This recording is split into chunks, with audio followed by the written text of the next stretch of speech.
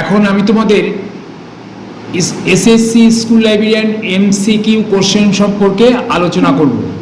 প্রথম question number 40, dash number of individualises the book. আমরা কোন নাম্বার দিয়ে বইকে সেপারেট করি? বুক নাম্বার। কল নাম্বারের সময় class number plus book number মিলে হয় কল নাম্বার। সেই book number individualise the book, মানে বইকে চিহ্নিত করে বুক নাম্বার দিয়ে, নির্দিষ্ট বইকে।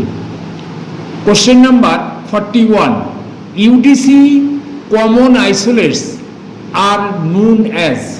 ইউডিসি কমন আইসোলেটসকে কি বলা হয়? Special isolates. ইউডিসির কমন আইসোলেটসকে স্পেশাল আইসোলেটস বলা হয়।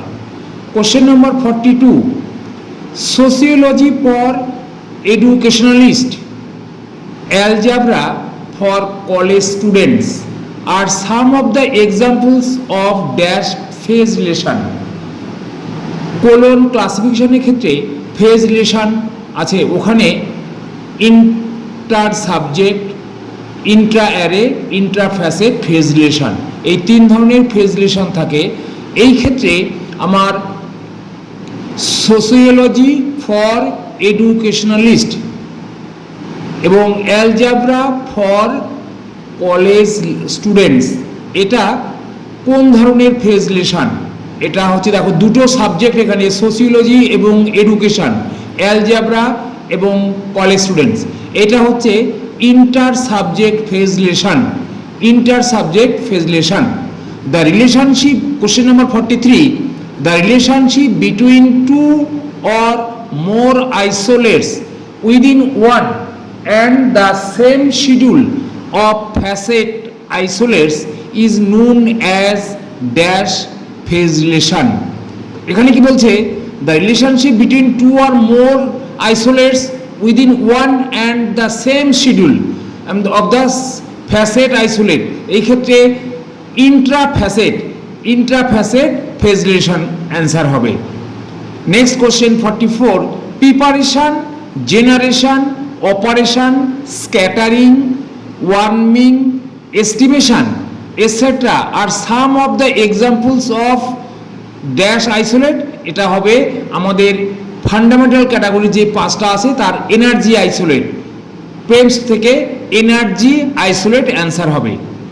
নেক্সট কোশ্চেন 45, টেমসড অর্থাৎ personality, matter, energy, space, time, এই স্ট্যান্ডস ফর পাঁচটা জিনিস নিয়ে, 5 ফান্ডামেন্টাল ক্যাটাগরি নিয়ে তাদের প্রত্যেকটার ফার্স্ট লেটার নিয়ে তৈরি হয়েছে পেমস।